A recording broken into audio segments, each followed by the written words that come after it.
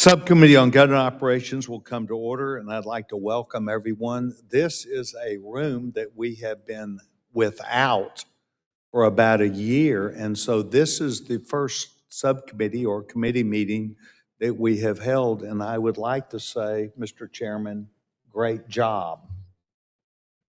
This On time, on budget, not really, but pretty close. Thank you, Mr. Chairman. Well, I think that this is a beautiful room, has always served as an opportunity for the American people to be a part of it, and they will now see that we have new and improved things on this side, TVs, ability to see things, and I'm very happy.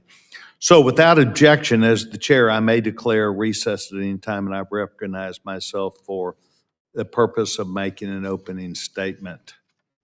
Good morning and welcome back to the freshly refurbished main committee hearing room for the Government Reform and Oversight Committee. For the past 3 years, Ranking Member Mr. Mfume and I have worked together to understand and to piece together the basic elements of fraud in federal programs. We work together. We see the problem together. But his insight and my insight leads us to where we have to understand by associating ourselves with government agencies and outside people of what they see the fraud problem is. So, how does it happen? How can we fix it? How do we look ahead about what may be next? How do we get the experts of people who are in federal government and state government and outside to know that we will not allow this to continue? We are here to do something about it. So I'm pleased to announce that this work provided the foundation for the Fraud Prevention and Accountability Act, which I will be introducing today. We think it's a piece of legislation that addresses leading edge ideas to have the federal government more accountable. For too long, too little emphasis has been placed on preventing fraud. This legislation changes the paradigm from pay and chase to prevention by ensuring Treasury Financial Service can stop fraudulent payments from ever going out in the first place. This is more than an idea. It's a concept that had to be worked on by the federal agencies who would be involved, and they have provided their input. Just as important, if not more so, it ensures the money intended for those who need it now stand a better chance to get it. My bill also creates the Inspector General for Fraud, Accountability, and Recovery piece, which in essence creates a permanent home for the anti-fraud analytic and investigative capacities developed by the Pandemic Response Accountability Committee, known as PRAC, that was established at the end of COVID. I'm hopeful that the provisions of this bill will mark an important step in showing fraud is not just a cost of doing business and something we're going to live with. We need to be able to take the ideas and issues that we have learned much from and put it into a piece of legislation whereby our partners, including the federal government and state governments, know that we are serious. Regardless, our work is far from over, and we will hear that today. Today, we will focus on fraud that occurs in federal assistance programs that are administered by states, such as Medicaid, SNAP, and unemployment insurance. I want to make one thing perfectly clear, and that is that while we're off on the fresh off the heels of the full committee investigation and hearings into fraud, this isn't about one state. This is not about Minnesota. It's not about any one particular area. It is about where the federal government has programs that work with the states, making sure we see the alignment of who is responsible for what, who does the follow-up, and who is accountable for, if the word whistleblower is correct, to at least make sure that we are all aware where we have a problem. So we know that we have problems, however, not just Minnesota, there's also Mississippi, in which the state auditor, Shad White, identified waste and fraud in TANF. TANF is a necessary program and one that must be available to those who need it, but the integrity of that program is at risk. So while I'm hoping to clearly identify today are prime factors about why this happens, it's also who is responsible for pinpointing these. At what point do we follow up, and who is actually responsible for working to fix the things that we have seen? Is there enough evidence incentive for states to aggressively prevent fraud? Do states feel like they can get back to the federal government? Is the federal government listening? Or does the federal government turn a blind eye? We're going to vet these ideas, and today we have an opportunity to have people who bring real-life examples and ideas, including you will hear today about one state where the auditor has done over 400 audits in a year. That means that you've got your hands on to programs and the incentives that are associated with those to create good behavior. What changes are necessary in transparency in communities is very important to us. So we're going to hear from a controller today who sees the effectiveness of the program, but also the things we need to do. Today's witnesses will help us understand the root causes of state-level fraud and lay the groundwork for additional action to ensure that taxpayer dollars are appropriately used. So today, we will move directly to the opportunity for members of Congress who are finding themselves today stretched as they have their duties done. But I'm going to wave on several members who have asked on a bipartisan basis to be here today without objection. Representative Boebert, Lauren Boebert of Colorado, and Representative Walkinshaw of Virginia, who finds himself here on a regular basis. I think he likes this committee, would be the assumption that I would make. So welcome on the committee for the purpose of questioning the witnesses at today's hearing without objection. So I'm pleased to welcome our witnesses for today's hearing. We spent a good bit of time yesterday in my office listening to you, understanding that the things which you need to bring to us need to be stated. Mr. Chairman, you understand that I do not have a quick gavel. I want our witnesses to make their points, to feel like that they can engage this committee. This committee is on a bipartisan basis, very, very close to an association with each other where we believe each other asks good questions. We believe each other are after the same answers. We believe each other have a goal in mind, and that is something that Mr. Nfume and I have worked at for a number of years. So each of our witnesses today that I'm getting ready to introduce should feel like that they're in not just friendly territory, but they are in territory where we are asking them to make sure that their words are clearly understood. So I would first welcome Mr. Setbagnan, who is Director for Audit Services in the U.S. Government's Accountability Office, Forensic Audits and Investigation Service. At GAO, he leads audits of major federal programs focusing on a range of programs and the integrity of those programs and risk management, including fraud. We're delighted he's with us.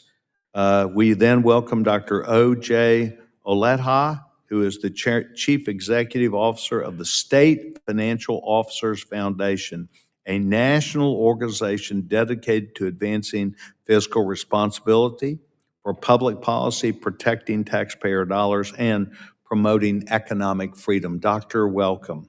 We also welcome Allison Ball. She is the elected auditor of public accounts for the Commonwealth of Kentucky. In this role, she leads an independent office charged with auditing the accounts and financial transactions of all spending agencies of Kentucky and protecting taxpayer dollars from waste, fraud, and abuse. And we add Mr. Robert Westbrooks, who is currently an independent consultant. Until 2022, he served as director of the Pandemic Response Accountability Committee. He previously served as Inspector General at the Pension Benefit Guaranty Corporation and the U.S. Small Business Administration. Welcome, Mr. Westbrooks. We're delighted that you are with us today. So thank you to each of you for joining us. I would now ask that each of you would rise for the administration of the oath of office, for the oath to our witnesses, raising your right hand.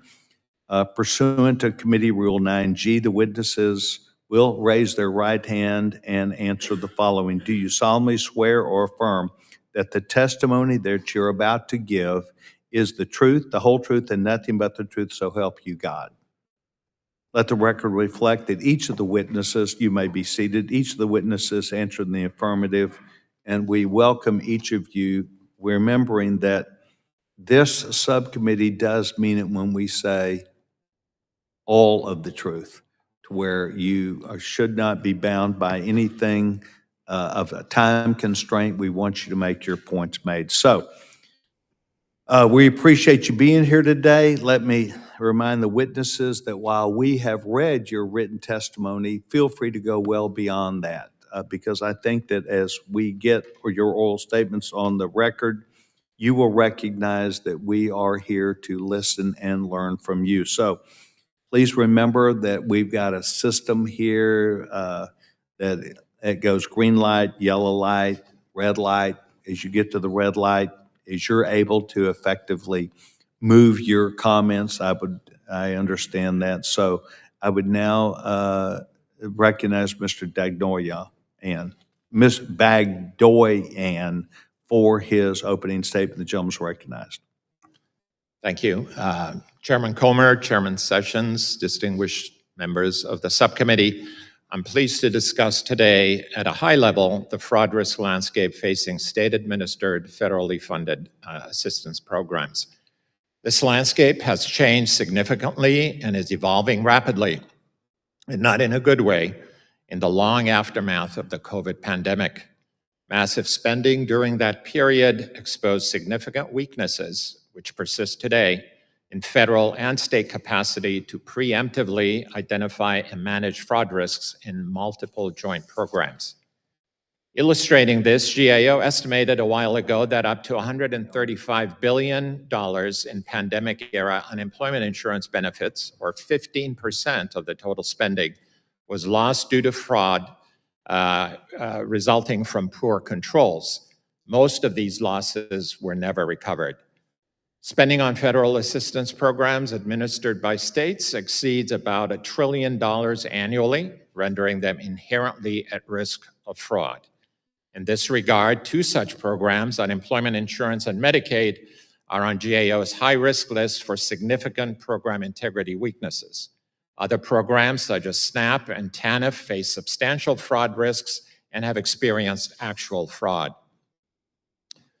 What underscores the present state of the fraud risk landscape is a fundamental failure by federal and state agencies to acknowledge that they exist, are significant, and require decisive response. This mentality must change, and quickly, to mitigate both the present and future risk landscapes.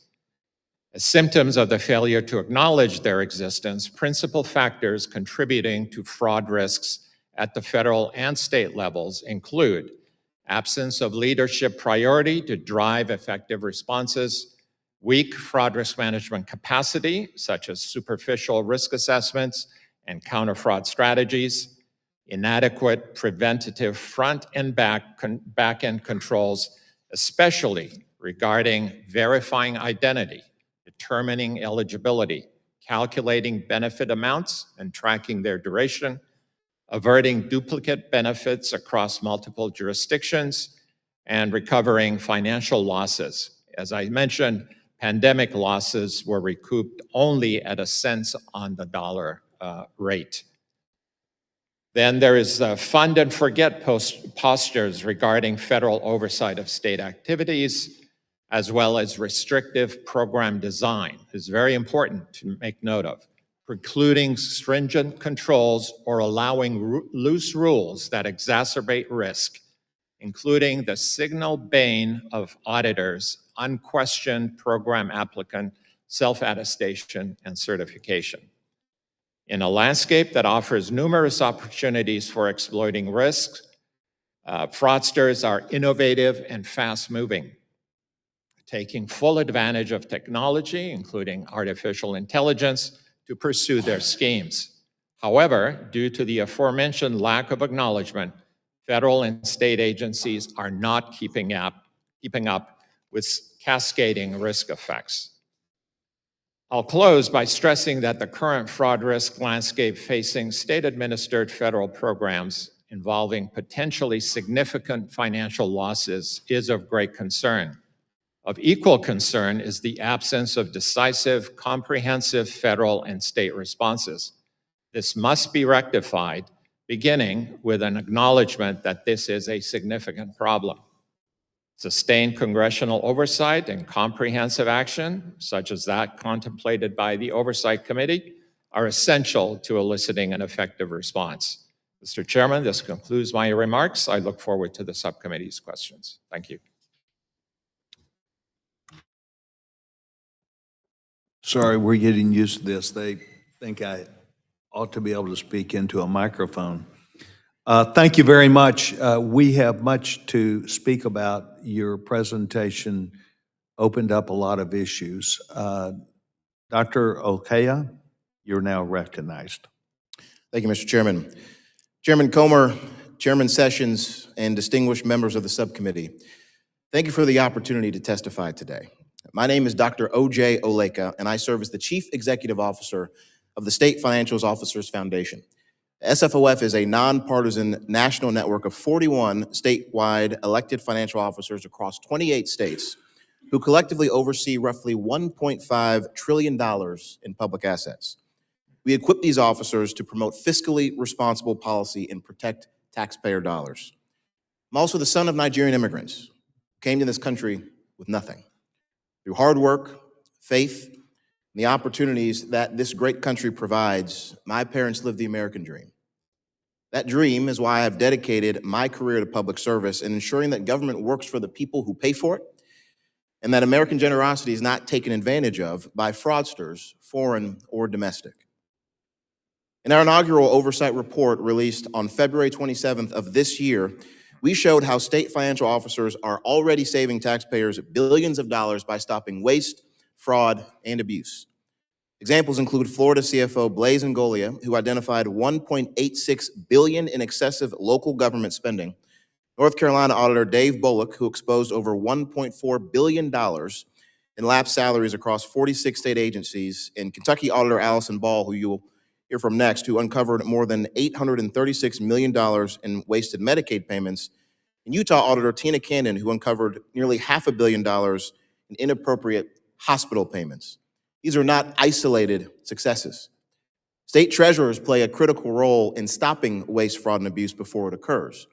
State auditors complement this work by exposing waste, fraud, and abuse after the fact. Together, these elected officials serve as the frontline guardians of public funds. Fraud and waste in federal and state benefit programs are not abstract problems. They drive up costs for American families. New polling shows that 87% of voters express concern about fraud or misuse of taxpayer dollars, and 83% say fraud contributes to higher taxes and rising costs for families. Every dollar lost to fraud is a dollar that could have gone to education or to infrastructure or tax relief. Defrauding the American taxpayer has become a multi-billion-dollar industry. It's a feature in our system, not a bug. Thankfully, President Trump's task force to eliminate fraud, led by Vice President Vance, is fully committed to ending the fraud industrial complex and restoring public trust back in the government benefits system. SFOF and our 41 state financial officers are fully committed to supporting Vice President Vance and the administration's initiative to root out fraud. SFOF stands ready to serve as a resource. I would like to offer 5 specific recommendations that can help the Vice President, the task force, and Congress be as successful as possible. Number one, state financial officers routinely identify fraud, waste, and abuse in federally funded programs administered at the state level, but there is no formal mechanism to share that information with federal inspectors general. Amend the Inspector General Act to require every federal inspector general to establish standing liaisons with state financial officers, mandatory data sharing protocols, and joint task forces. Number two, federal benefit programs such as Medicaid, SNAP, and unemployment insurance still rely heavily on self-attestation, as was just mentioned, or periodic checks rather than real-time verification of income, residency, and citizenship status before payments are issued. Mandate truly real-time nationwide cross-checking of income, residency, and citizenship status before benefits are issued. Number three, federal agencies are still catching most fraud after payments have been made rather than preventing it in real time, even though advanced tools already exist. Accelerate adoption of modern fraud detection technologies across all federal benefit programs. Number four, many federal benefit programs administered by states continue to experience high rates of improper payments and fraud despite existing federal rules. Under the current system, states receive full federal matching funds regardless of how effectively they verify eligibility, detect fraud, or reduce waste. Expand performance-based funding across federal benefit programs administered by states to help resolve that problem. And number five, taxpayers and elected officials currently lack a single accessible real-time view of fraud, waste, and improper payments across federal programs. Create a single real-time public dashboard so taxpayers can see exactly where their money is going and how much is lost to fraud and waste. The father of 3 young children who loves this country, I believe we have a moral and fiscal duty to protect American taxpayers and their hard-earned dollars. SFOF stands ready to support this committee, this Congress, the President and the Vice President, and the task force to eliminate fraud and to defend our nation's treasure, defeat corruption, and deliver real results worthy of the American people's trust. Thank you, Mr. Chairman. Dr. Oleka, thank you very much. Very, very nice. We next go to Auditor Ball. Welcome. Thank you very much, Chairman Comer, Chairman Sessions, Democratic and Republican members of the subcommittee. It's an honor to be here today, and I thank you very much for this invitation. The topic of waste, fraud, and abuse is not necessarily the most pleasant one to discuss, but I hope to set a positive and hopeful tone while speaking about this nonpartisan issue. In just a little over 2 years since I was elected as state auditor, my office has uncovered over $1 billion of waste, fraud, and abuse within Kentucky's executive branch. Fraud is obviously what makes the headlines, and I'm more than happy to talk about how we discovered fraud, such as a state employee's embezzlement of $400,000. But I also want to make sure that we talk about the more prevalent and I think monetarily impactful problem of waste. This is a problem that my office encounters every day, but it's one that is easily fixable. And because unfettered waste ultimately creates an environment where fraud can flourish, we must do all we can to combat both. In August of 2023, my predecessor began a special examination at the request of the Biden administrator's HHS OIG in conjunction with 3 other states. When I took office, I saw this examination through both under the Biden administration and the Trump administration. This exam revealed that Kentucky paid $836 million to managed care organizations for the same Medicaid beneficiaries whose coverage was also being paid for by another state. To be clear, this is definitively waste because one state's payment to an MCO covers all health care of all Medicaid recipients. So when 2 or more states are paying MCOs for the same person, only the MCO, not the Medicaid recipient, benefits. But that's not all we found. In conducting the last 3 audits required by the Single Audit Act, we have revealed a plethora of problems that show Kentucky is a target-rich environment for waste, fraud, and abuse in the executive branch. These problems include dead people remaining on Kentucky Medicaid, multiple people using the same Social Security number to obtain Medicaid, ineligible non-citizens receiving Medicaid benefits, an executive branch data system housing Kentucky's taxpayers' personal info was hacked in 5 minutes during a security test, and Medicaid-funded long-term care facilities like nursing homes in Kentucky were not being inspected every 15 months as required by law, and some had not received an inspection since 2019. And that's not all. My Office of the Ombudsman Unit, which reviews Kentucky's processing of SNAP, Medicaid, Medicare, and TANF benefits, performs a variety of error reviews, one of them being payment error reviews. In just 1 year, we've been able to assist the Commonwealth in dropping its SNAP payment error rates from 9.1% to 3.5%. But there is still more work to be done because federal rules for other programs have been more relaxed until the passage of the One Big Beautiful Bill last year. Kentucky's executive branch simply has not paid as much attention to the other programs as it should. That's why Kentucky has a payment error rate of 47.5% for Medicaid long-term care program, 28.5% for the Medicare Savings Program, 9.7% for the TANF program, and 5.3% of the MAGI Medicaid program. These error rates likely implicate hundreds of millions of dollars in federal funding. I could go on and on about waste, fraud, and abuse my office has uncovered, but it's more productive to talk about solutions.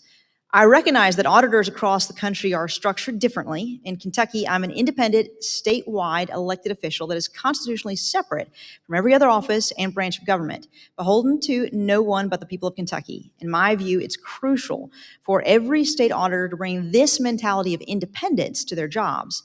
In doing so, state auditors must go beyond just doing legally mandated audits. To do this, I've instructed my office to complete a number of what we call special examinations, like what we did to uncover the $836 million of Medicaid waste. Special examinations are essentially investigations that are not bound by traditional auditing rules that can be too constraining to root out the problem of waste in particular. As an example, the traditional auditing rule of materiality sometimes allows wasteful expenditures that don't have a material impact on an entity's finances to go undetected. So I have employed a multidisciplinary group of auditors, lawyers, investigators, and analysts who understand how to tackle waste, fraud, and abuse from every angle. And those people need to be well equipped. That's why my office has an AI task force to determine how to implement the use of AI and all the aspects of our work. AI can help us look at whole populations of data versus traditional sampling methods in auditing, and will drastically cut down the amount of time it takes to audit, allowing us to tackle more issues than ever before.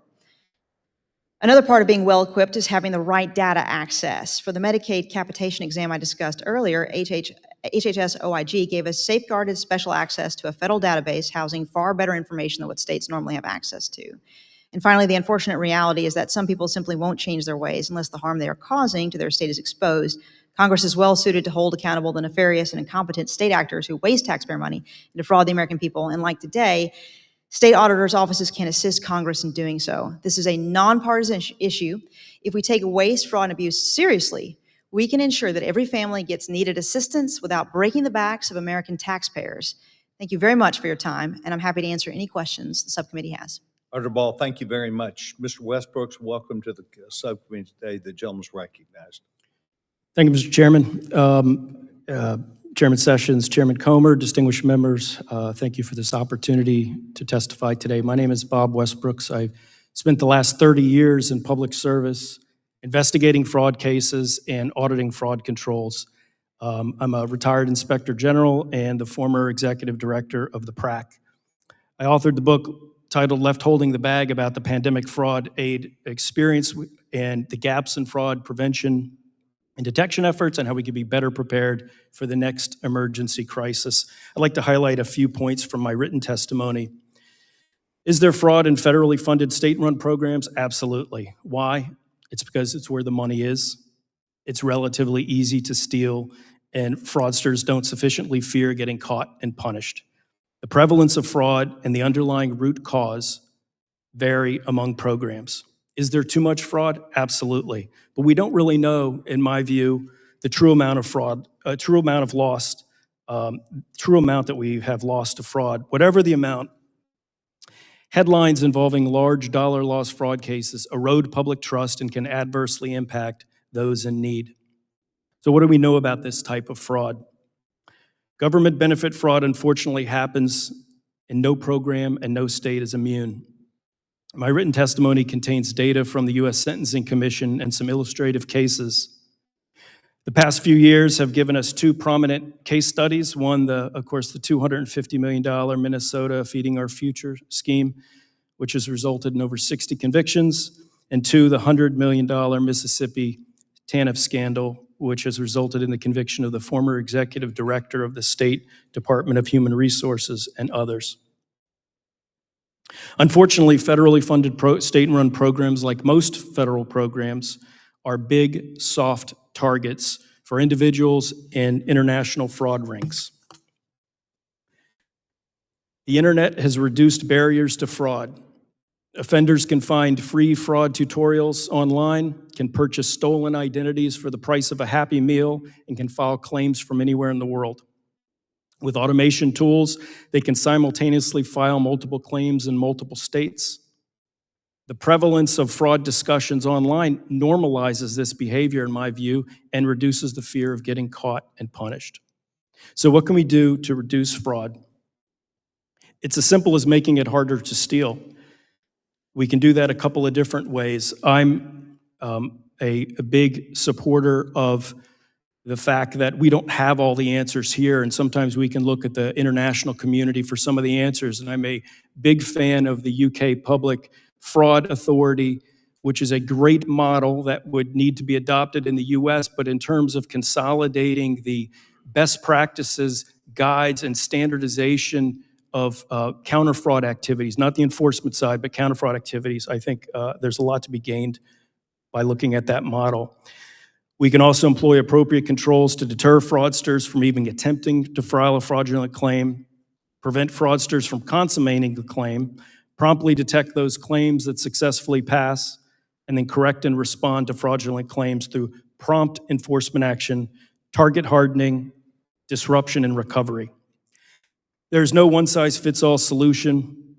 Officials must consider relevant risk factors and weigh program objectives and the operating environment to design fit-for-purpose fraud controls. To be frank, it is simply impossible or impracticable to design a 100% fraud-proof program. The cost of controls and the impact on the delivery of public benefits would be too great.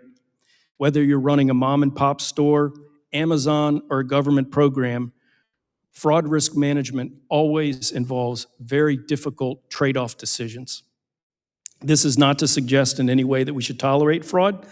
The American public should reasonably expect that public monies are not used to pay dead people, they're not used to pay incarcerated individuals, or to pay duplicate claims in the same state or across states, and that public funds are otherwise appropriately safeguarded. Officials should aggressively but responsibly adopt new technology tools in the fight against fraud. Finally, safeguarding public money should be supported by a coordinated and comprehensive risk and data-driven approach, leveraging our existing Inspector General structure and other accountability partners to both reduce losses and restore public trust. I look forward to your questions. Mr. Westbrooks, thank you very much. Very interesting. I would move now to the young chairman of the full committee, the gentleman, Mr. Comer, is recognized. Thank you, Mr. Chairman, for always having good substantive subcommittees here, always bipartisan.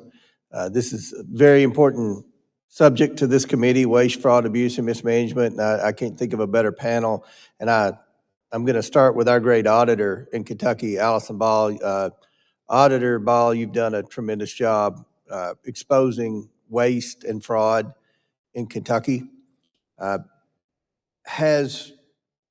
In your quest to determine all of this Medicaid fraud, which I've been screaming about for years in Kentucky, we support Medicaid in Kentucky.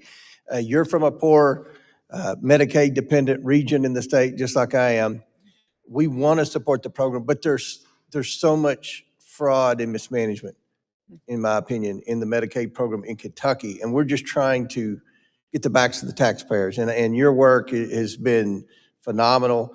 Out of curiosity, has Governor Beshear worked with you any during your audit? Were they helpful in turning over information or anything to help come to the conclusions that you came to with respect to the amount of fraud? That's a good question, because I really do believe these are nonpartisan issues and we should be able to work together. Unfortunately, I have to say, it's not been a great system of cooperation. Boots on the ground people have been helpful, but when it comes to rising levels of leadership, it does get to be more difficult to get information from them. And it's actually only gotten more difficult as time has gone by.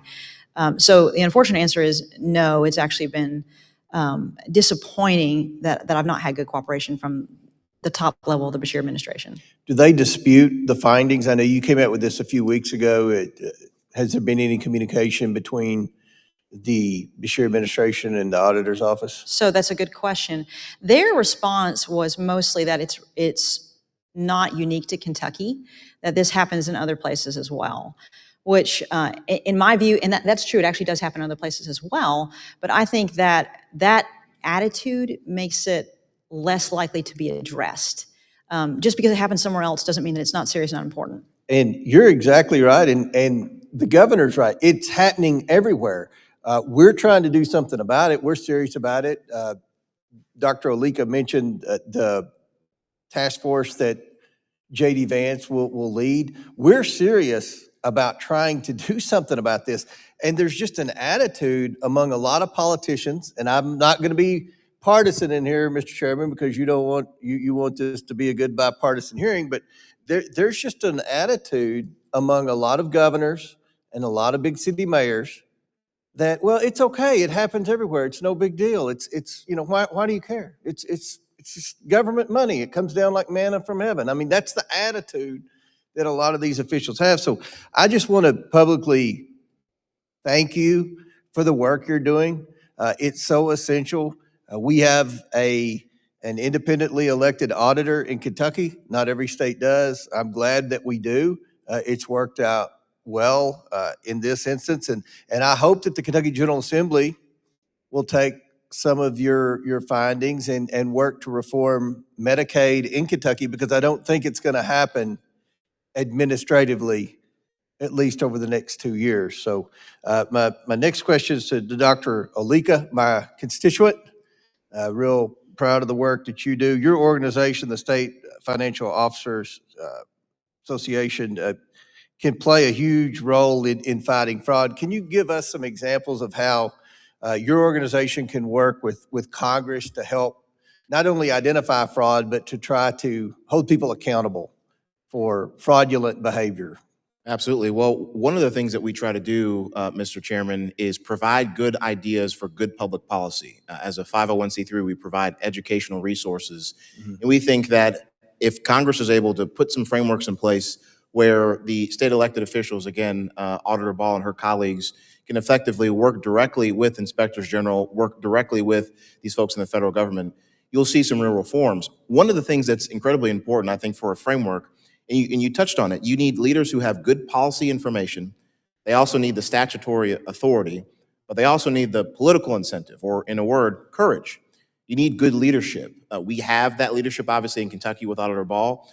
We also have it in other states as well, with Auditor Foley in Nebraska, Auditor Cannon in Utah, and so many different places. If you've got leaders like that who are then able to work with Congress directly, to work with the inspectors general on the executive side, then you can start to see some real reforms. Also, if you've got a transparency website here at the federal level where the American people can see where their taxpayer dollars are going, especially with fraud, that'll help. And one last thing, our financial officers actually have trust among the people. So when they respond to these issues, people listen to them. Well, thank you. Don't ever hesitate to reach out to this committee. We're serious about trying to prevent fraud. We would love to claw back money. We would love to hold people accountable. But at the end of the day, we've got to reform programs and put more guardrails. When there's duplicate payments in Medicaid, when there are people that have been deceased that are still, for some reason, getting Medicaid benefits, or providers like we're seeing in Los Angeles County with hospice are still billing people that are no longer alive, I mean, that's a problem. And there's just an attitude that's breathtaking to me among a lot of government officials. They don't care. Well, some of us do care on this committee, and I know you all care, and we thank you for your great work. We look forward to working with you in the future. Mr. Chairman, I yield back. Gentleman yields back. So, Mr. Chairman, thank you very much. For the record, I think that we need to make sure that we support you. You have given Mr. Mfume and I an open hand, an open opportunity with staff, with the opportunities to have hearings. And we're trying to take full advantage of that. And I believe that your words are matched by the effectiveness of what Mr. Nfume and I are attempting to do. But Thank you. we're going to have to move more legislation. And I sent a note to Mr. Womack, our staff director, that is associated with me, and we have to find a way to come together on bipartisan legislation. So expect me to be at your doorstep Absolutely. with that also. And when we do it together, I think that speaks volumes about matching what has happened here. Absolutely. Thank you very much. The gentlewoman, Ms. Norton, is recognized. Thank you. Millions of Americans rely on Social Security net programs like the Supplemental Nutrition Assistance Program and Medicare. We must ensure that these critical programs run efficiently with minimal disruption. To that end, it is crucial that agencies conduct their fraud prevention activities efficiently so that funding and services can reach people without unnecessary delays. Effective oversight requires highly skilled personnel and adequate resources. Mr. Bagdonian, what tools and resources do agencies need to prevent unnecessary delaying benefits? Thank you for your question, Ms. Norton. That is a tricky proposition, to be frank. You have to thread the needle on this. You can't obviously delay important benefit delivery, but on the other hand, you have to ensure a certain amount of integrity in that delivery. So technology is part of the solution. Expedited reviews that fit within the delivery timeline is important. Access to vital data, I think as Dr. Oleka mentioned earlier, it has to be done in real or near real time to make sure that deceased individuals, incarcerated individuals, and other ineligible individuals do not receive that payment. But also, I would go back to a point I made earlier. It is the culture, the acknowledgement that fraud is a problem that has to drive the response and make considerations of fairness and speed of delivery versus the program integrity, fraud risk management trade-off. So that would be my high-level response to your question. Thank you. Inspectors General are a key part of detecting and preventing fraud. However, the Trump administration has fired 19 inspectors general, robbing their offices of leadership expertise and institutional knowledge. Mr. Westerbrooks, how do these firings harm people who need government assistance the most? Well, firings certainly have an impact on the effectiveness of the offices of inspectors general. With the absence of top-level leadership, you have instances where there may be a lack of strategic direction or commitment to oversee certain programs with the rigor that Congress and the American people should expect. As probably more problematic in my view, just as problematic or more than the firings is actually the proposed budget cuts, which are crippling. There was a study that was put out, I believe yesterday, from the Partnership for Public Service that the IGs on average are being asked to take a 13% budget cut over FY 2024. GAO similarly was facing some budget cuts. And when you look at the return on investment, I mean, they're the best thing I think the government's got going. I know I'm biased in that regard, but I think on average IGs have about an $18 to $1 return on investment, and I believe GAO has in the nature of over $100. I think it's $120 per dollar spent for those budgets. So it is money well spent. So we do need the leadership positions filled with the right people that are independent in fact and appearance, and those offices need to be funded to do their job effectively. Thank you. We must work together to ensure that Inspector General offices are not only fully staffed, but also fully funded. We cannot expect these offices to do the work we need them to do when we do not give them the proper resources. I hope my colleagues will join me in supporting full funding for Inspector General offices to ensure that federal assistance goes to those who need it most. And I yield back. Gentlewoman yields back her time. Thank you very much. Distinguished gentleman from Tennessee, Mr. Burch is recognized. Thank you, Mr. Chairman. It just seems to matter who's in charge. Everybody wants to point the finger at the other side, but when they're in charge, it just doesn't seem is the same case. I always have said that if we could just eliminate this fraud in these systems, that it would provide for the least amongst us, more of us. And so, I've been as mayor of Knox County, and some things didn't go right, and I had to stand up and take the hit and admit to it. And I'm afraid that's kind of what's lacking all over the place up here. And saying that, I want to just go down the line. What are what issues do the state and federal agencies face in addressing fraud risk in their program? Now, I guess I mean to say what issues that stop them from addressing it. Start with you, sir. How do you say your name? It's Bagdoyan, Mr. Burchett. Well, you got my name right, so Bagdoyan. I got yours right too. There you go. Absolutely. That's a first for both of us, probably. Go ahead. I'm glad we have that understanding. So as I mentioned, the culture is very important. So that drives whatever happens below. But it is essential to have a robust fraud risk management capacity. You have to have the leadership, you have to have the strategy, you have to have the controls and execute those effectively. But at the federal state level, many times, as I mentioned in my opening remarks, you have this issue of program design, either statutory and/or regulatory restrictions on what a state and a federal government can do, or a permissive attitude as well, which allows extensive reliance on self-attestation, which, as I described, is the bane of any auditor. So that is something that really needs to be looked at. I think you have a question follow-up. Well, actually, I just go down the line and ask that, and then I'll come back on my follow-up. But thank you for that. Yes, sir. I might offer actually the same response. There's a challenge sometimes where state elected officials aren't aware of all the resources available to them.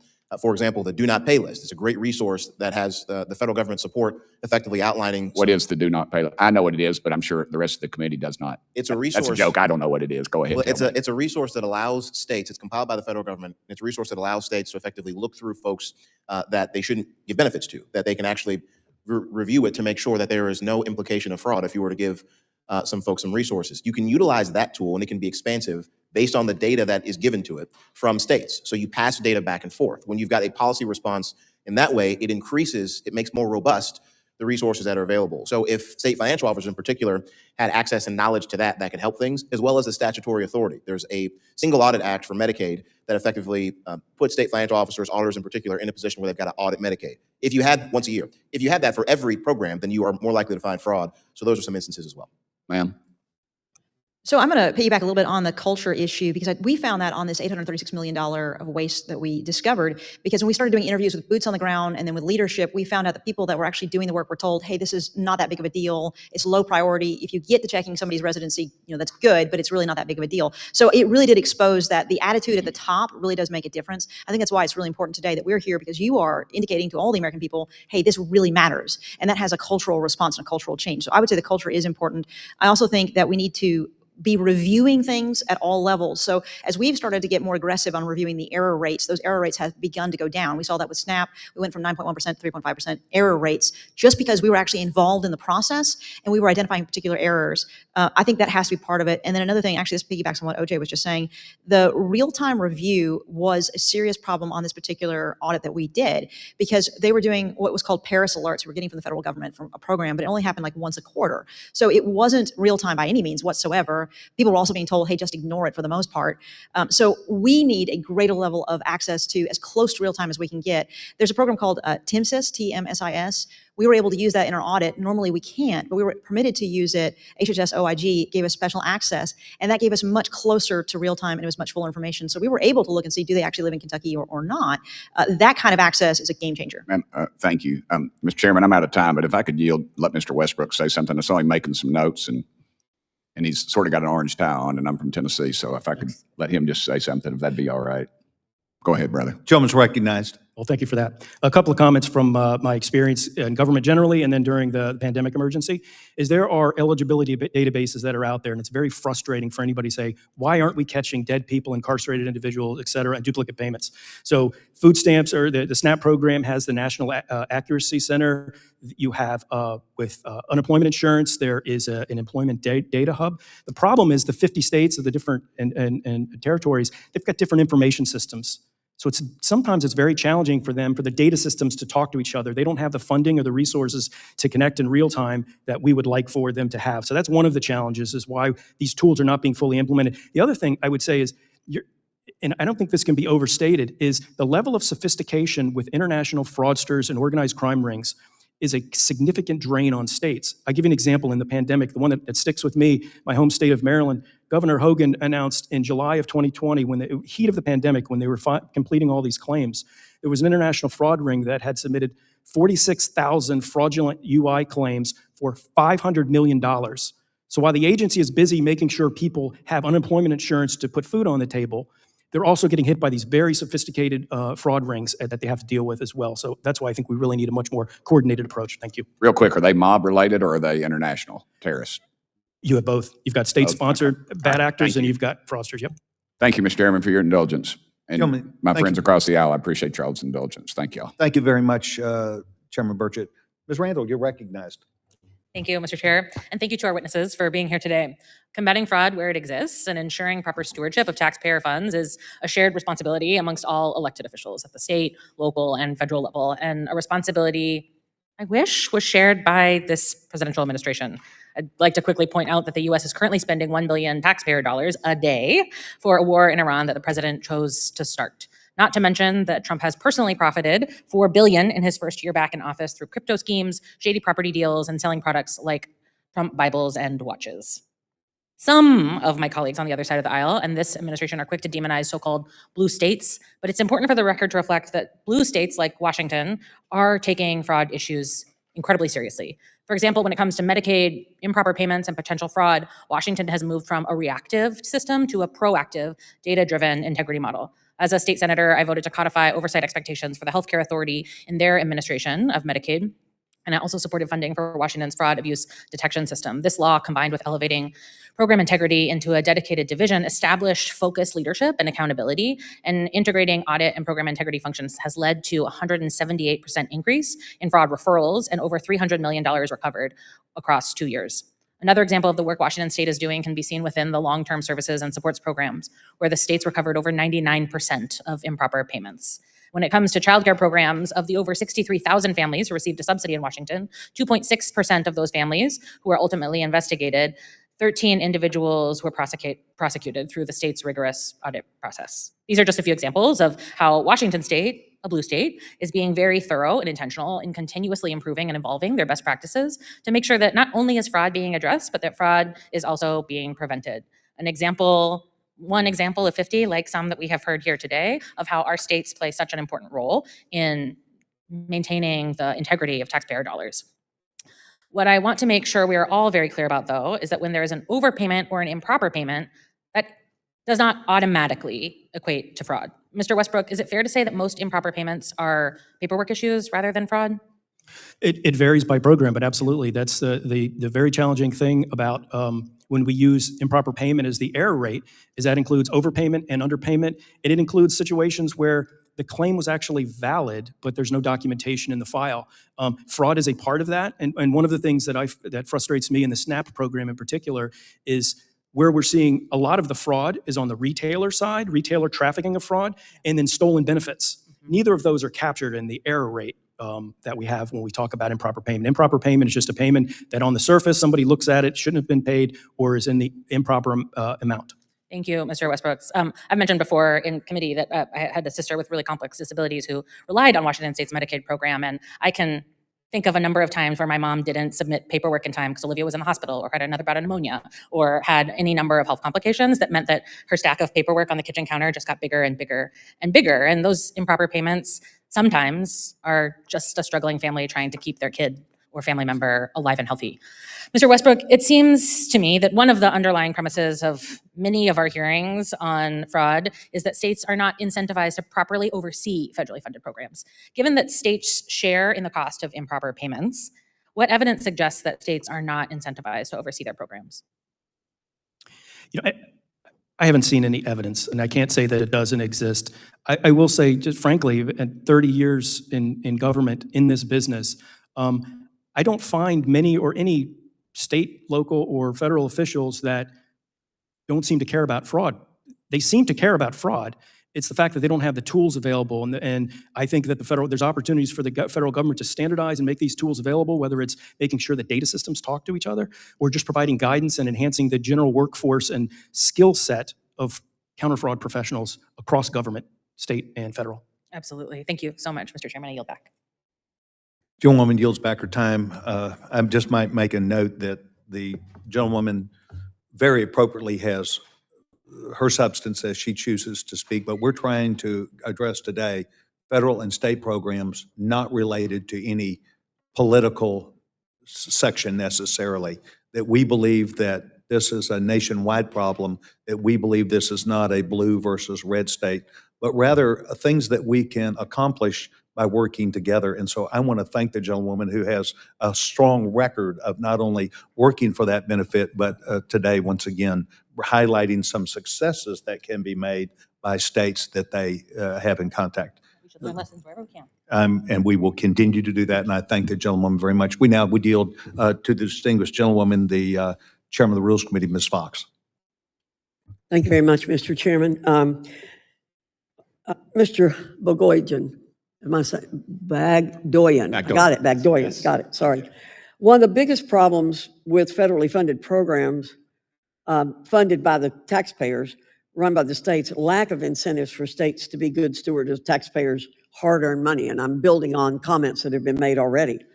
It's all too easy, I think, for states to treat the federal government as a piggy bank that pays for the lion's shares of programs, which allow states to tolerate a much higher amount of fraud than if their own money was at stake. And I think this applies to government agencies as well as the individuals involved. It's wrong. These programs are all funded by the same taxpayers. Here we are on tax day, and we're reminded that nobody gets to choose to pay taxes to their state or their federal government. The same taxpayers must forfeit their pay to both levels of government. There's no, quote, federal money or state money, but rather taxpayer money. Therefore, all levels of government have the same obligation to be good stewards of taxpayers' money. So what prevents state agencies from implementing stronger guardrails for detecting and preventing fraud in programs that receive federal funds, such as eligibility and identity checks? What kinds of checks could state agencies implement quickly to help verify eligibility and identify as part of these programs? Yeah, thank you for your question. So the response is multifold. I think I will keep going back to the culture of accountability, which drives everything else. You can have very elegant fraud risk management systems, but if you don't have the leadership to make that happen, nothing's going to work. So that's an important thing.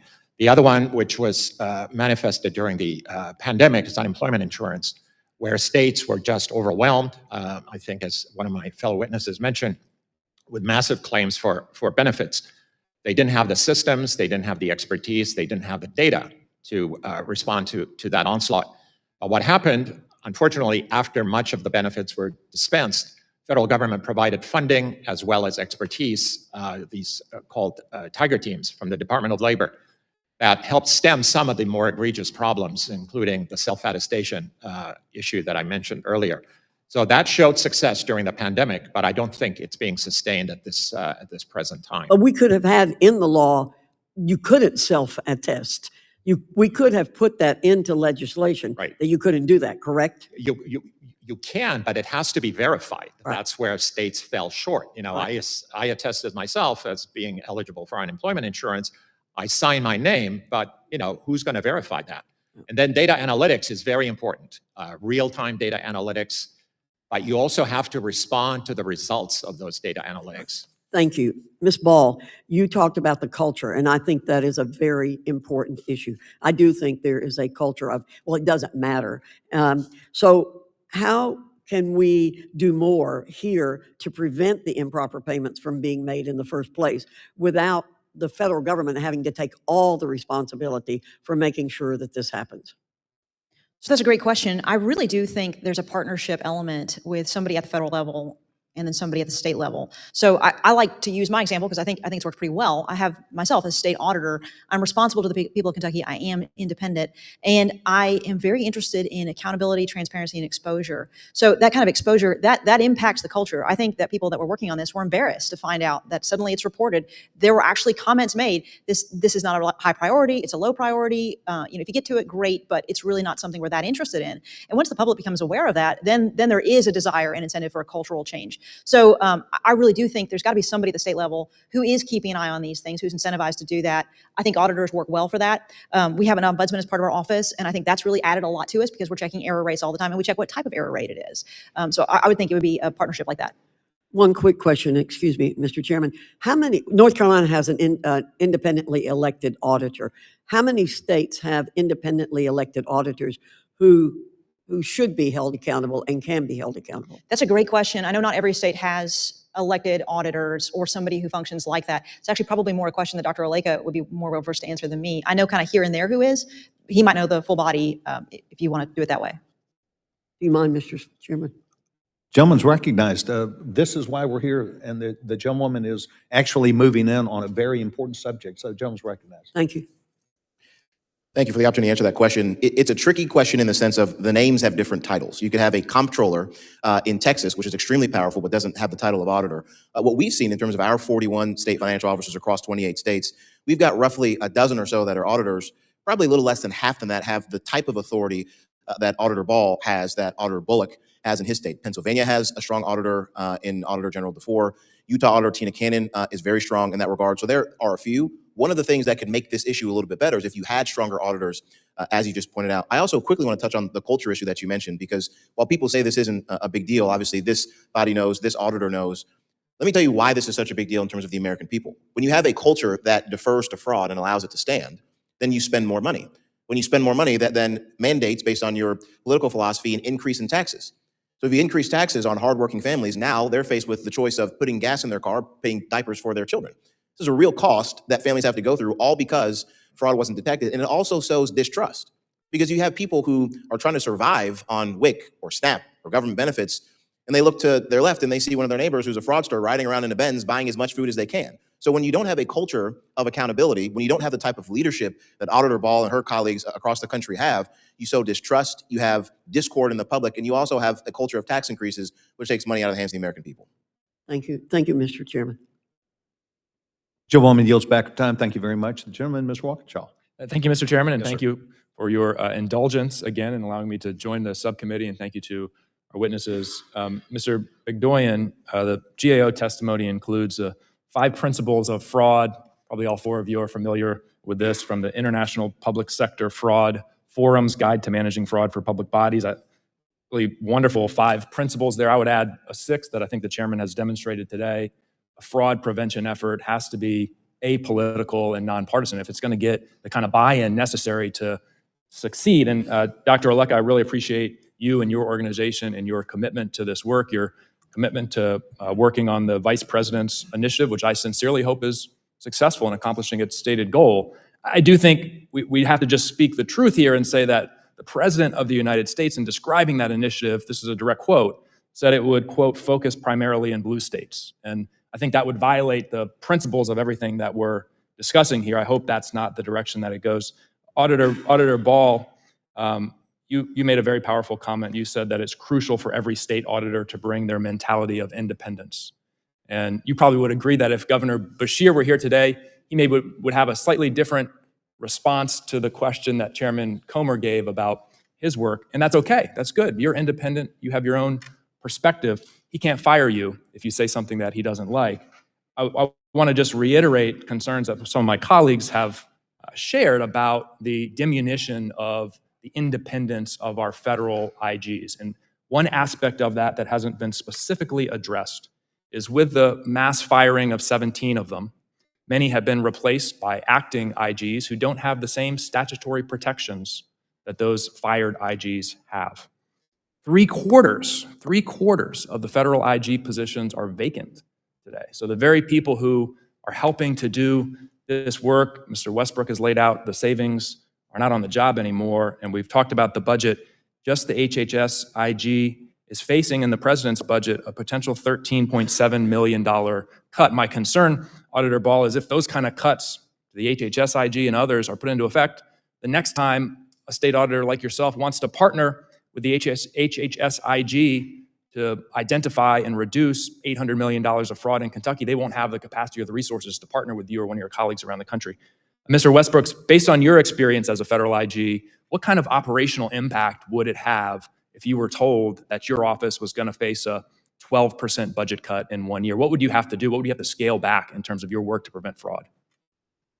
As an immediate impact, the immediate impact on your audit operations are on prospective engagements. You have to look at what you're going to be able to audit in the future, the short term. On ongoing engagements, now you have to rescope, potentially and most likely rescope those audits, because you're not going to have the staffing or resources to do the field work that you need to do. You know, our federal audits, particularly with big agencies, you're doing field work around the country. It's not, they're not desk audits. And then the really difficult thing and the challenging thing is when you have this disruption in the community, you have very experienced OIG auditors that are leaving government. And so the brain drain from what we've experienced in the last year, it's very hard to overstate. Some of the most experienced auditors that I've worked with are no longer with us, but had still plenty of years left in federal service that they should still be in the job, but now they're in the private sector. Thank you. And Mr. Chairman, this morning I sent a letter to Cheryl Mason, who's the relatively new, I think, chair of SIGI, asking for clarity on how these vacancies, firings, and budget constraints on the IG community are affecting our ability to prevent and detect fraud, waste, and abuse. And without objection, I'd like to submit that letter for the record. Without objection. And thank you, Mr. Chairman. If you'll indulge me, it's just me and you. I wanted to just ask Mr. Begdoyan one question. Your testimony noted the many recommendations GAO has made. I think you said that maybe 40% are open. 40% of 215 recommendations you all have made to federal agencies are not open. One of those, or maybe a number of them are in this category, that an agency designate an entity to lead fraud risk management. You cite that as a recommendation. Maybe that's a recurring recommendation. It is. I think that would surprise most members of Congress that an agency doesn't have an entity designated to lead fraud risk management. I mean, if the Secretary of HHS were here and we asked them that question, would they say, no, we don't have any entity that leads fraud risk management? Yeah. Well, for HHS, they do have the Center for Program Integrity. But again, fraud risk management's a huge agency. It is rather dispersed. But yes, that is a very important thing to have in place. Dedicated entity, that implies dedicated to fraud risk management. What we do find often is that that responsibility is devolved to existing units based on as other duties as assigned. Okay. They don't have necessarily the expertise, the bandwidth to do true fraud risk management. And that is apparent when I mentioned earlier in my remarks that the capacity to manage fraud risks is on the softer side. That means you don't have the right controls in place. And that in part might explain why some of these agencies are still lagging in implementing our recommendations. So I hope that is responsive to your question. Thank you, Mr. Chairman. Gentleman yields back his time. I'm going to yield to myself now. I want to thank each of you for being here. Yesterday, we received a rather in-depth and robust opportunity to allow you to speak, and I've thought about this overnight and have obviously a number of questions that we do want to make sure we approach by asking questions and getting answers and moving to that. And I do accept the responsibility that primarily this falls on Mr. Mfume and myself to make sure that we talk with each other, that we look at things. But it is a robust marketplace of ideas of things we don't do. And I think that perhaps we tend to think that we inhibit ourselves based upon either the law or common courtesy. And prime example is perhaps how we identify people. The Internal Revenue Service has a heck of a time knowing who they're talking to, who they are going to meet with. And of course, you and I don't have to agree, but I think that we have ways to identify people, biometrics, our eyes, our fingerprints. Look, we've got a lot of other things to get into, but Mr. Westbrooks, tell me about leading edge techniques and some pushback or your view as an auditor about utilizing technology as opposed to just data that's gleaned from a sheet of paper or personal information. Yeah, on identity verification, there are a lot of tools out there. And it's not my personal view, but my experience in the community was there's a lot of public debate. There's some privacy issues related to that, where things that might be common sense, people object to. And some European countries have a national digital ID card, which would go a long way if we had a similar concept here in the US. It would go a long way to reducing identity fraud, but that was just dead on arrival for whatever reason beyond my comprehension. The other thing it's important to note is, these international fraud rings utilize AI and other tools, and they can afford to make mistakes, right?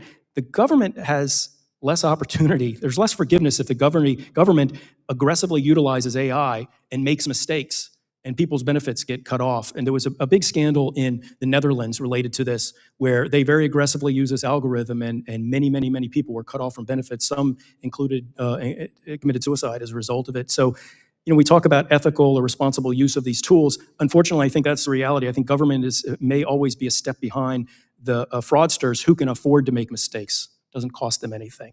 Well, let's zero in on that. Perhaps, Auditor Ball, you can get closer to this. One of the things I learned from you yesterday is I asked the question, how do you find a lot of these problems? And you said, whistleblowers. People call us. No one likes to see that, whether they're sitting in a room with other people or that they see things that happen, that they want these things to happen, where fraud would be involved. But we just vetted out and heard maybe some European models might be something good to look at. What's wrong with requiring or having a database where you have to present your finger? And I know we've talked about this with voting, and that is where we get into the states are responsible for that. But federal benefits, we've got a robust amount of data with fingerprints. What would that seemingly do to this issue? So honestly, I have to say, it's not something that I've analyzed very deeply. So that's kind of a brave new world looking at that kind of information. And from a personal perspective, I get a little bit nervous about presenting biometric information to a database and it's housed somewhere and the kind of security issues that you have. But well, you go to the airport. That's true. That's true. You go to the airport and they take your picture. And it is true that they agree then not to keep that picture. Right. But it presented itself as a way to identify yourself. And I think we've got to, I'm asking the questions, I want you to give the answer, but you ought to present evidence who you are. Right. That is certifiable before you gain these benefits, not show up and self-report. Right. I do think there needs to be a secure, reliable identification process. What that is at this point, I don't necessarily have the answer. There are so many technological advances that are occurring rapidly right now. And there are confidentiality and security issues that kind of coexist with those type of situations. I will say for us, in our experience, it's not always proving that somebody is who they say they are that's the problem. It's other kinds of breakdowns. So my focus has been on the problems of, well, we know this person is dead, but they're still listed as eligible, and issues like that. So I would say you are correct. That is part of the problem. But my focus has been on a lot of other problems, duplicative payments for one person, issues like that. And I would say those may be the greater issues of concern right now, rather than someone pretending to be somebody that they aren't. Well, we've got to certainly go back and cobble together the information we've got. All four of you, I could just ask a question. I'm not trying to get you to jam into all the answers at the same time, but the PRAC has some 1,700,000,000 pieces of data that is not indicative that it is fraud, but it's indicative that you need to ask or gain more information. You need to know that this is maybe the term red flag may or may not be appropriate, but an indication, please go look at this. And that should be an indication perhaps where we would start with wandering into the world. Do we know who you are? Do you need to come and present yourself? And I've just gone through Social Security issues, and they vetted me to make sure they knew who I was. It would have been nice if they had said, please come in Waco, Texas to the Social Security office, but not everybody likes that. And there's a line between what is required and what is requested. I just think we've got to get closer to understanding. So talk to me about the use of PRAC data and information as this helps itself to get closer. Mr. Westbrook?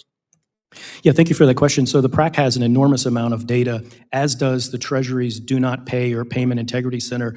The way the system is structured, though, the states would really connect with Treasury's Do Not Pay to do, that's where the connection point should be, where you would check eligibility against the various databases. I think the PRAC needs to be and is working towards being closer aligned with Do Not Pay and the Department of Treasury. So it's not a pay and chase after the fact. It's on a much more real-time basis. But I do think it's critical that we have that centralized government data system. The other thing I will say related to this, and it's something you should be thinking about, is as bad of a job as we do in preventing fraud, I submit to you we do just as bad of a job in protecting information. Like probably many people in this room and many federal employees, my top secret security clearance information was all stolen by a hostile nation state. And I was on, credit check monitoring for several years, paid for by the government. So that's one of the things that we need to look at when we balance this idea of centralized repositories for identification is who's going to be holding it and how secure is it, because it can do irreparable harm. That's why we're seeing these international, what's the repercussions? These international fraud rings are literally buying personal information for the cost of a Happy Meal on the dark web because of these hacking of government systems. So that's the thing that concerns me as much as fraud is the information of personal protection of personal information. Thank you. I agree, Mr. Bagdoyan. Yes, I would echo much of what Mr. Westbrooks said. There are a lot of data sets out there that can be crunched to yield results. We look for indicators of potential fraud. That's how GAO does its data analytics.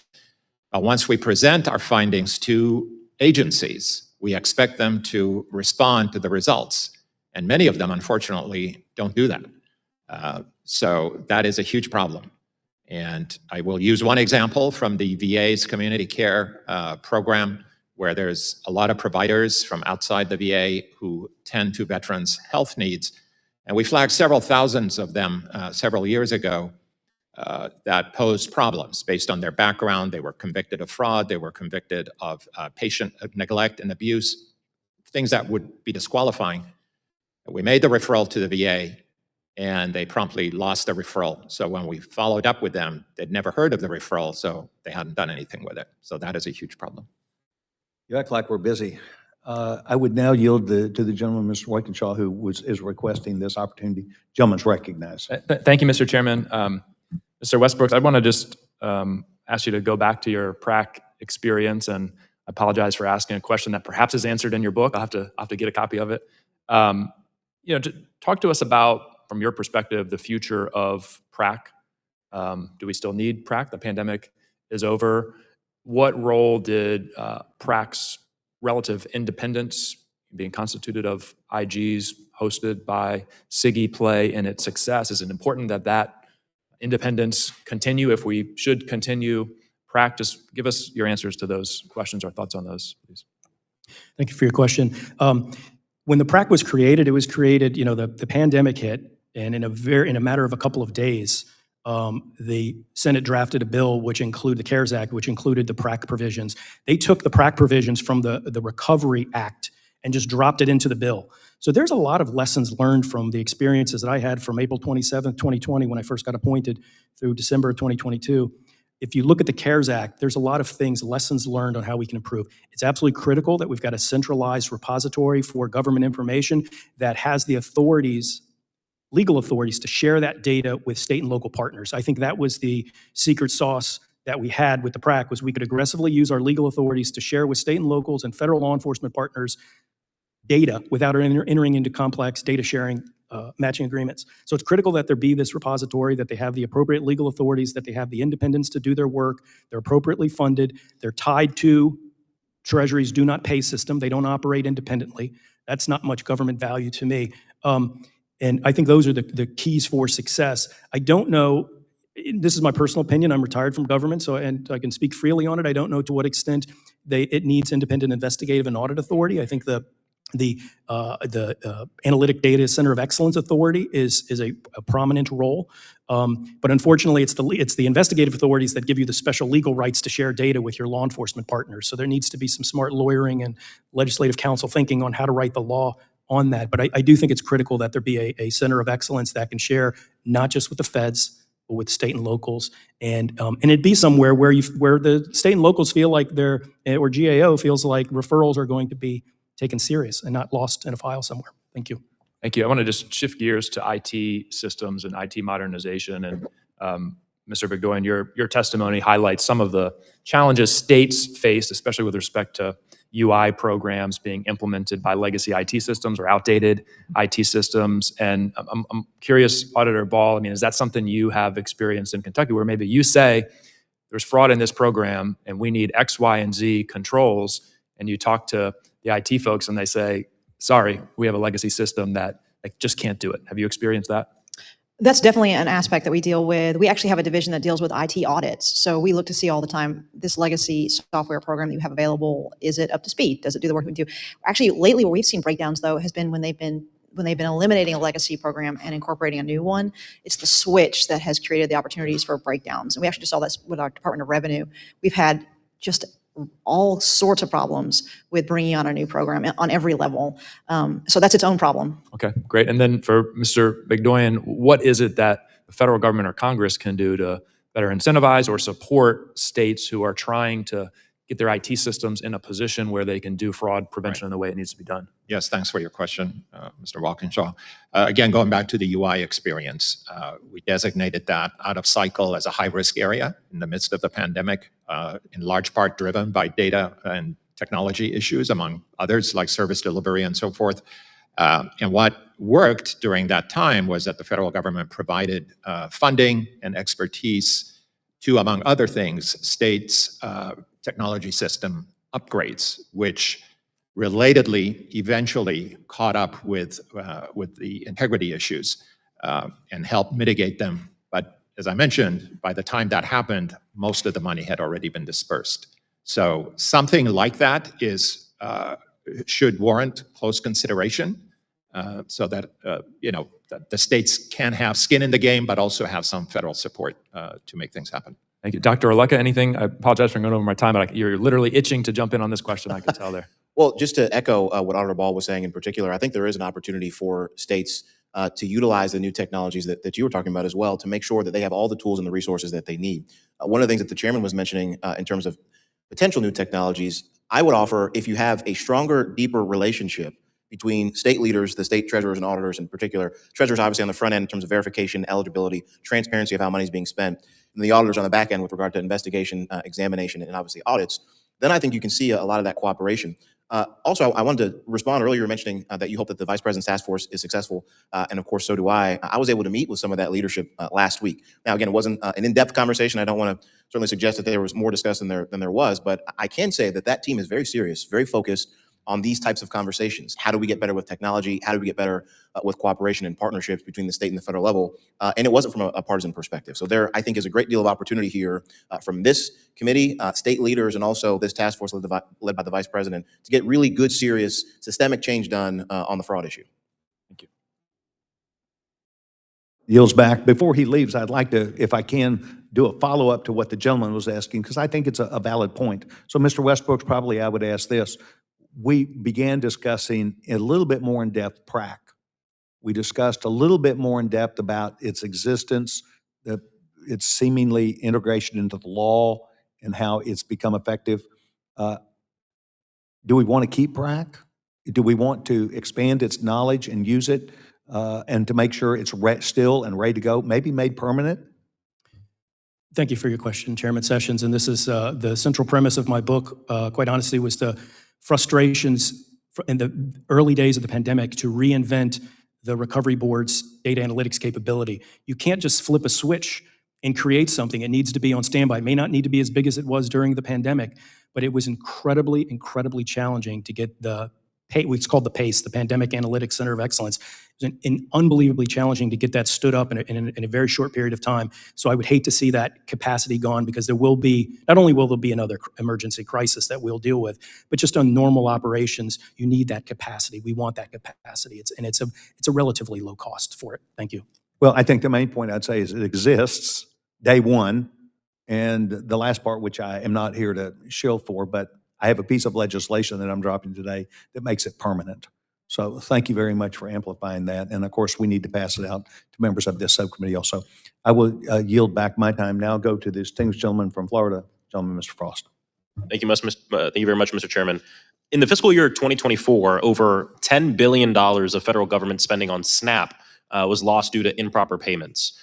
The One Big Beautiful Bill Act included a SNAP provision that's nicknamed the Alaska Carve-Out.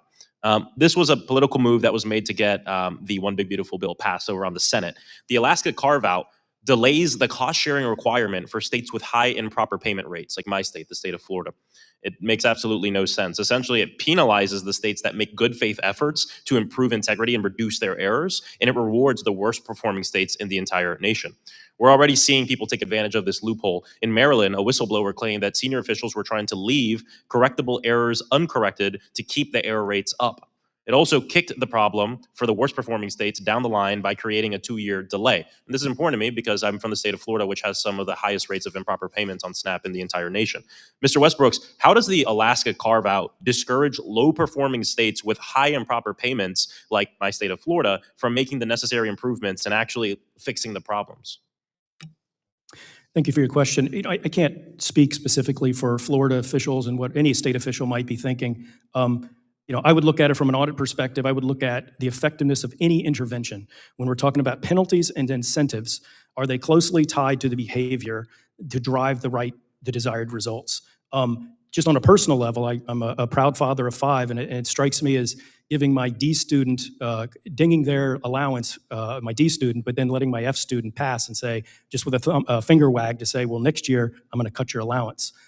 So in terms of the direct tie to the behavior, I think that's going to be a challenge. And I look forward to auditors, GAO, and other officials looking at how effective that carve-out is in practice in reducing fraud, which is the ultimate goal. I doubt it's going to be effective. I mean, it wasn't a move made to fix anything. It was a political move. It was, pretty reported on. We all knew about it when it was going on the Senate. My state, Governor DeSantis has allowed the program to essentially crash and burn. I mean, the Florida payment error is over 15%. It's unacceptable. And because of carve-outs like the Alaska carve-out, states like Florida are getting rewarded for running a horrible program. There's no reason to believe that even with a delay, that states like mine can get their act together and finally turn things around. And this is important because it really impacts working families and the commitment we've made to them. Mr. Westbrook, do you have any indication that states that are receiving this carve-out are actually moving towards compliance? Is there any indication of that? No, I can't speak to that now. I haven't seen anything on that. Thank you. And how do high error rates impact Floridians and just Americans in general who depend on the vital programs? Well, as you know, in the Act, depending on the level of the error rates, there's certain percentage of cost sharing that is shifted. I guess some of the criticism that I've seen of it is that you're relying on an error rate that includes overpayments and underpayments, and includes what we talked about earlier about documentation errors. So there's a cost implication or a penalty associated with one could argue an imperfect measurement. It's the best that we have, right? It's the improper payment rates, error rates is the best measure that we have. But when you tie it directly to financial penalties in a different time frame, I think that's where some of the debate has been on whether it will be effective or not. Thank you. What do these errors mean for like a working family? I mean, I think we can all understand what like an underpayment can mean for a family. What does an overpayment mean for somebody? Well, an overpayment just means that the state made an error in the calculation, and so they overpaid. And the way the SNAP program, data quality program works, if the error is under, I think it's $58, then it's deemed as not material, so it's not factored in. So you might have instances where there's a large number of under $58 errors, overpayment or underpayment, but there's a systemic issue underneath that will never be addressed because it doesn't meet the error. But all of the error rates ultimately, like I said, it affects the state cost share amount. And anytime that this is any government program, whenever there are penalties associated with anything, you always have to worry as an auditor that people are going to game the system in terms of their statistics. And that's always going to be a risk, and data quality is always going to be a risk in that program, and I think any other federal program. Thank you. Thank you. I yield back. Gentleman yields back his time. You've given us not only a laundry list, but I think some good direction that we need to go. I am interested in making sure that I follow up with each of you on not just your ideas, but that I provide you feedback about how we're getting there. We cannot fix this without each of you auditors who see things and direction we go. But I think that you see some sense of opportunity that lies within the members here that are truly concerned about over and underpayments. Perhaps an underpayment is very difficult for us always to quantify. I'm not sure we pay as much attention to those, even though our congressional offices have to fight many times with people who want to be recipients on those matters. We can consume ourselves if we do not fix this problem. We can take away from the availability of money, and we see that when we look at the national debt. This chance that we have, however, I think Dr. Oleka needs to be brought front and center to people who are like you, who are auditors, who then openly express their delight or their problems with what we're doing. I'm very much interested in Mr. Nfume and I in this subcommittee getting closer to this, but we have to start with more than just looking at the PRAC or looking at making legislation permanent to save it. And I think Mr. Westbrook's point that I took under advisement that I wholly agree with is, why would we do away with the data we have? Why would we not move forward on that? But I think the question is, and we have vetted that here, this staff and I have spent a great deal of time of wondering, what is that key word? Is it fraud that we need to focus on that says, because of a question of fraud, not fraud, but a question of fraud, will that allow us to receive information across the board and other agencies where they could do business with each other, where they could verify things? And I think it's our hope that we can, it's my last question to you today, I think if we were to ask a question, not assuming we know the answer, us asking a question, would that mean that the entities, no matter SBA, BA, wherever it is, they could then go and vet that question a little bit better and ask for data to certify who people are? Is that really the answer to where we would ask people and take the 15 minutes and vet them and then have the tools to where we could go and double check what they said, death certificate, voter registration, license information? There is a lot of information that is out there that they should have access to, even if it's for their own state. Help lead me down that pathway. Anyone? Mr. Westbrooks? I can share my experience as IG of the Pension Benefit Guaranty Corporation. We had, and it's a very imperfect analogy and model, but with death master file data, you have currently existing matching capabilities, right? And you want to build a system because that data is very imperfect, right? So you build the system so that if there's a match of 2 or 3 elements, I think our agreement with them was there 2 elements match, that's a flag. You cannot take action unilaterally on a flag. The flag has to be adjudicated and resolved, but it's at least a flag. What you don't want are agencies taking action, and this is sometimes, I think, folks act too precipitously if they haven't been working fraud cases. A flag is just a flag, and there are many, many, many false positives. Many false positives. So, but you want a system and build an environment where the flags are identified very quickly and adjudicated very quickly. So you don't want an adverse impact on a claimant, but you don't want to get into a pay and chase situation. So that's how it worked with the death master file data. It can't just be one, a misspelling on, you didn't put the S on the end of my last name. It's got to match 2 elements, then you adjudicate. I think you make my point very eloquently, and this is the point that whether you're going on veterans benefits, whether you're taking out an SBA loan, whether you're going in Social Security, the mistake that if it's not vetted properly up front, over long term becomes a huge issue. Auditor Ball? Absolutely, there needs to be a thorough and accurate vetting process. I don't know that it means that you have 15 minutes with each person who reaches out to you, because a lot of times what we find is it is a red flag. It's a notification, it's an alert that then gets ignored. When we start to dig into our systems, a lot of times we actually know someone has passed away. They're a deceased person because it says it in their file, but it also says that they're eligible. So I think a lot of it really does boil down to making sure that you're acting on red flags. There's a good system in place for what you're supposed to do when there is a red flag. It really is having those controls and then following through on those controls. Is there a time frame associated with that? Is there a limitation associated with that? Is there one red flag does not indicate something, but it might indicate a question, and you keep going? Certainly someone who is committing fraud has multiple failures across questions and challenges that would be asked. Right. Sometimes that's the case where there are multiple red flags, and sometimes they're not acted upon. So I think you need to have very, very clear guidelines and controls to ensure that you're treating those things seriously and you're doing the things in the time frame that you're supposed to do them. Do we need to help with that and say these need to be cleared? That's a good question. I think the work that we've done is starting to highlight the breakdowns, and it's going to be good to see in the next year and the year after that. Okay, we've highlighted the problems at the state level. Are they fixing them? I don't know that it needs to be spelled out at a greater level at the federal level. In some instances, it may. Sometimes it just needs to be the oversight on the front end and just make sure they're actually doing it. Yeah, because I can envision circumstances where multiple failures were recognized and someone gave up on it thinking maybe they had pushed too hard. We generally expect someone when challenged to go, whoops, I got caught. I don't think that happens. I think that there's a continuation of this. Mr. Oletha? Yeah, I think what the auditor is saying is exactly correct. There is obviously a belief in federalism, I think, among this crowd. Allow the states to figure out what would make the most sense in terms of a lot of the controls. And then potentially what could happen is that you and your colleagues set a baseline. And I'll give you an example. In Mississippi, Treasurer David McRae, he was able to figure out an issue regarding citizenship for unclaimed property. Unclaimed property is a financial asset that you can give back to the people if they've lost it. A lot of treasurers have that authority. So he was able to put in some guardrails to effectively make sure that there wasn't a lot of fraud based on citizenship. So he was able to do that. Now, you couple that with a lot of the new technologies that we've been discussing, it becomes iterative.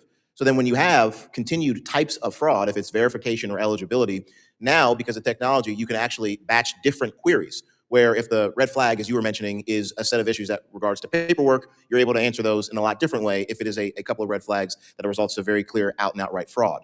So based on what Auditor Ball and her colleagues are able to do within their states, then again, working in a continual relationship with the federal government, the necessary partners, you can figure out a lot of that stuff without having to mandate it. Some things, obviously, though, needs to be a clear, compelling mechanism. But I think that's where the conversation can go back and forth to figure out what that ought to be. And we ought to drive that to a conversation of common sense. Mr. Bagdoyan? Yes, thank you, Mr. Chairman. I would agree with all the comments that we just heard. Data analytics is at the heart of this. You have to look for those red flags. And as I kept saying throughout my presence here today, you have to act on the results. Back in December of last year, we issued an interim report on our review of the Affordable Care Act, the federal exchange. We flagged the most egregious flag was a single Social Security number that had 127 ACA policies associated with it.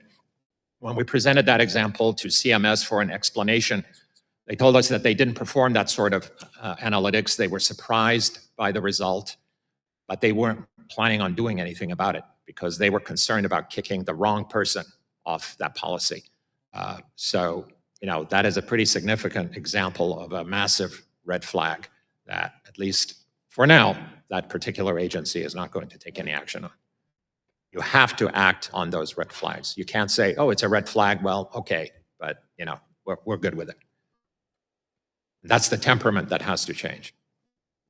I know you're right because I, early in my career, had an opportunity to have people who collected money, offered service, and if you did not give them the available answers, they quit vetting things. It's no different than a police officer that arrests a criminal and the judge lets them out by the time the nighttime shift is done and they see them back on the street.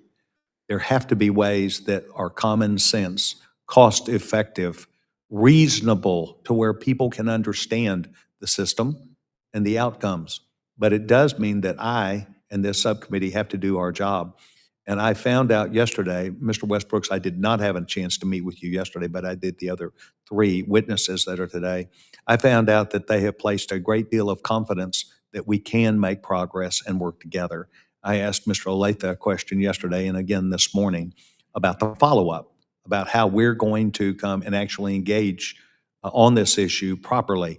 And certainly we recognize the Vice President is engaging, walking in this shadow also of making sure that what we do is bipartisan, is not political, is driven by data that can be sustained. And this is where we're moving. So I want to thank each of you for taking time, not just to get on a flight and come here, but to take your very important time away from the duties that you have that help save this country, the embarrassment of systems that are frail or do not work properly. I look forward to touching base with each of you on future activities and how we can best work together. So with that, without objection, all members have 5 legislative days within to submit materials and additional written questions for witnesses, which will be forwarded to the witnesses. If there's no further business, without objection, this subcommittee is now adjourned.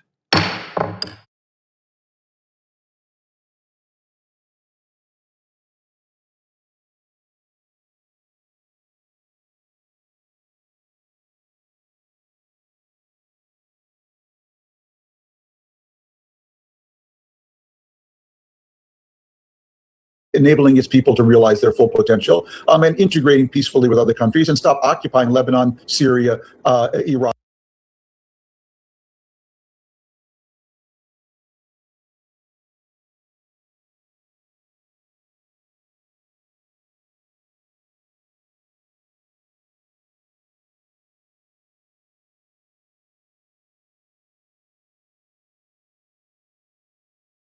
If you're wondering why the media all seem to be supporting Iran, Tom Friedman, the New York Times man on the Middle East, just revealed it.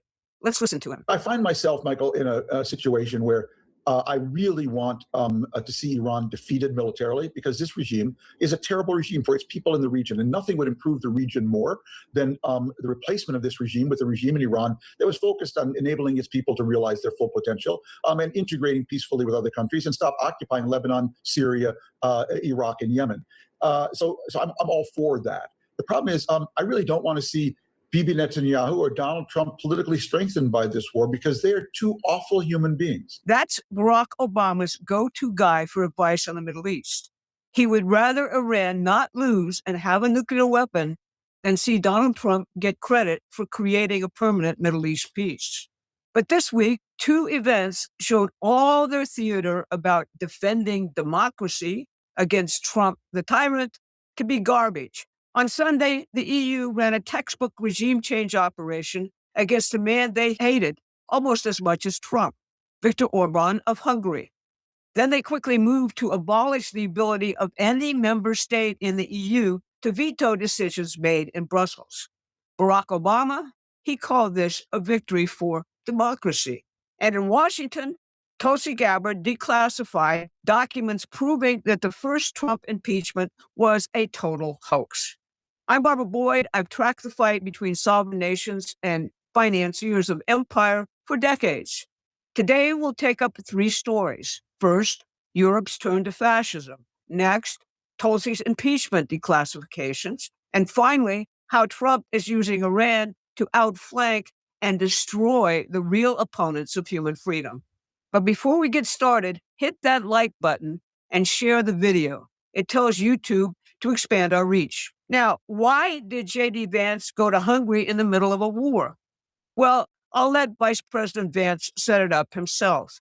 Here's what he said in Hungary about the EU's attack on Orban and the need to defend Western civilization. Across the West, we've got a small band of radicals, people who do not believe in the future and are often the very people who so wish to govern us. It's kind of weird. If they don't believe in the future, why do they want a life in politics? Yet they speak not of renewal for our nations, but management. They're not trying to build a great future. They're trying to manage the decline of the greatest civilization in the world. Some of them say things like human beings are no more than pollution upon the earth. They look at our cultures and our borders. They look at the very idea of a nation and ask how we can get rid of them. And then he said this on the election rigging. The fact that so many foreign actors, whether they're transnational organizations like the bureaucrats in Brussels, or whether it's foreign governments, are literally threatening the Hungarian people, vote this way or we're going to exact our revenge on you, that should make you very angry. What did Viktor Orban actually do to earn this treatment? Well, he threw George Soros' operations out of Hungary in 2018. He was a declared Christian nationalist who fought the EU's open borders policy and its transhumanist agenda. He was for family, for men. He opposed the Ukraine war. He kept Russian gas and oil flowing to hold Hungarian energy prices down. The EU responded by flooding the country with activist NGOs who mobilized against Orban, blocked $35 billion in funds due to Hungary, starving the economy, and threatening to strip Hungary of any voting power in the EU if Orban won. But that wasn't the end of it. After Peter Magyar won, the EU presented 27 conditions Hungary must meet to get its frozen assets back. Most involved surrendering sovereignty entirely to Brussels. And now the EU is moving to strip all member states of the ability to veto policies made in Brussels. In other words, well before the people voted. This occurred as major protests spread outward from Ireland to France and Germany about the fuel crisis caused by the Iran war.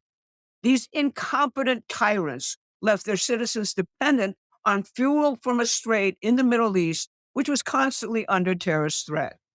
And Donald Trump is rubbing it in on Truth Social. Europe is desperate for energy, and yet the United Kingdom refuses to open North Sea oil, one of the greatest fields in the world. Tragic. Aberdeen should be booming. Norway sells its North Sea oil to the UK at double the price. They are making a fortune. UK, which is better situated on the North Sea for purposes of energy than Norway, should drill, baby, drill. It is absolutely crazy that they don't, and no more windmills. Now, if you're beginning to see that the real war is between sovereign nations and globalist financiers who loot rather than produce anything, you need to subscribe to our free newsletter at PrometheanAction.com. That's the perspective we bring to the transformational events we're all living through now. What Tulsi's declassifications have revealed about impeachment. What Hungary just experienced is the same continuous color revolution hit job that President Trump experienced from 2016 all the way through to his reelection in 2024. This declassification is about President Trump's first impeachment. After Russiagate failed, impeachment was set into motion. It centered on a phone call with Ukrainian President Zelensky, described by a so-called intelligence community whistleblower in a complaint to the intelligence community Inspector General Michael Atkinson. The whistleblower claimed Trump was pressuring Zelensky for dirt on Joe Biden ahead of the 2020 election and would deny aid to Ukraine if he didn't get it. That was a complete fabrication. The whistleblower was Eric Ciarmella, Joe Biden's point man on Ukraine, but you would never know that from coverage at the time. He secretly met with Adam Schiff shortly after President Trump asked about Biden corruption in Ukraine. Schiff referred him to Atkinson in order to create a shield on his identity under whistleblower procedures, which Atkinson modified for the occasion. Both Schiff and Ciarmella lied about this prior meeting, and Ciarmella did so under oath. Atkinson knew Ciarmella was a registered Democrat with a prior professional relationship with, quote, a 2020 Democratic presidential candidate. And probably he knew a whole lot more. He knew the complaint was secondhand hearsay. The DOJ's own Office of Legal Counsel ruled it didn't even meet the definition of an urgent concern. Atkinson overruled them and sparked the impeachment proceedings. Adam Schiff then classified Atkinson's testimony and locked it in a safe until Tulsi Gabbard just retrieved it. Now, Atkinson had previously worked under Obama DOJ official Mary McCord, the same official who helped falsely charge Michael Flynn. And Biden's Burisma corruption in Ukraine, that was known well even back then. The impeachment was a cover-up aimed at preventing any of that coming out before the 2020 election. But here's the final kicker in this story. Attorney General Bill Barr wanted to investigate the Ukraine corruption allegations and assign them to the Pittsburgh U.S. Attorney's Office for investigation. But the Pittsburgh FBI, who was supposed to investigate this, was running a separate counterintelligence operation against the president called Round River. And that operation ordered that any information about Biden family corruption in Ukraine be treated as Russian disinformation and not investigated. Russiagate, Ukrainegate, all of this is now before a grand jury in the Southern District of Florida investigating the seditious coup against the president and preparing indictments. So let's come back to where we started. The media rooting for Iran because they're worried Trump may succeed in bringing a permanent peace to the Middle East.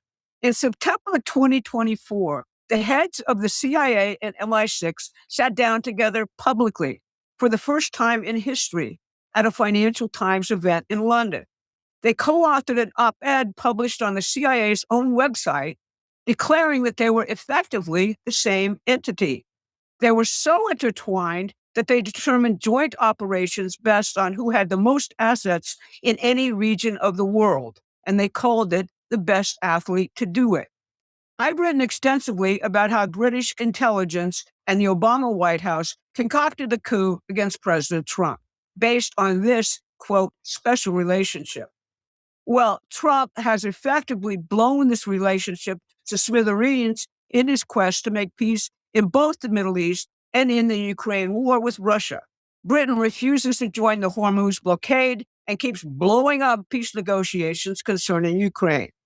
This week, a former British national security advisor, very high up, Lord Peter Ricketts, told The Independent that the U.S. is no longer a reliable ally and the special relationship is over. Good riddance. Trump didn't wreck the special relationship. He survived it, learned from it, and is now taking NATO apart, the Praetorian Guard for the globalists and their empire.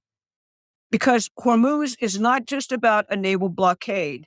It's forcing revelations about Iran, the Middle East, and London's role in all of it.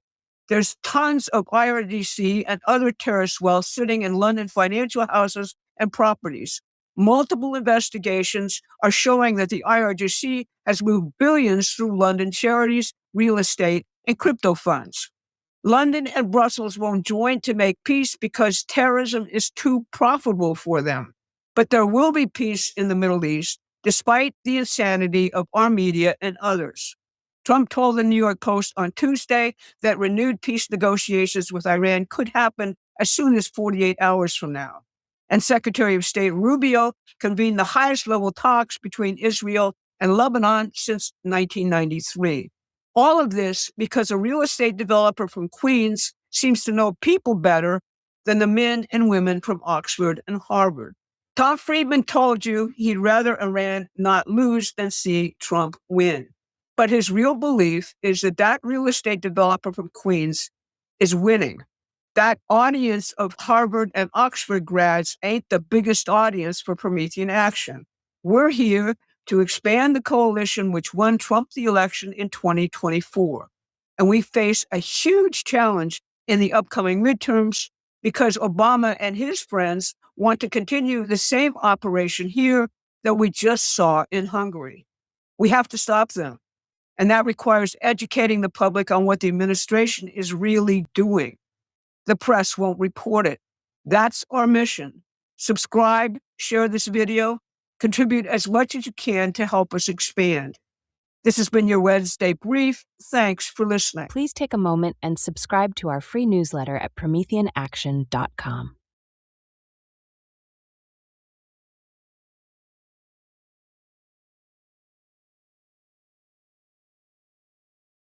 Thing called reality.